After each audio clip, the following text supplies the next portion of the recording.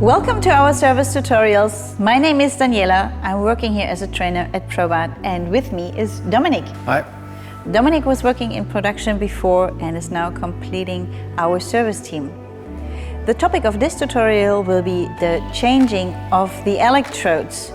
So, Dominic, why do we have to change the electrodes? Well, the electrodes are a wearing part because they are exposed to the flame all the time, and you have to replace them from time to time. They should last at least 2 years. It sounds kind of complicated. Is that something everybody can just do by themselves? Yes, if you have the right tools by hand, it's not complicated.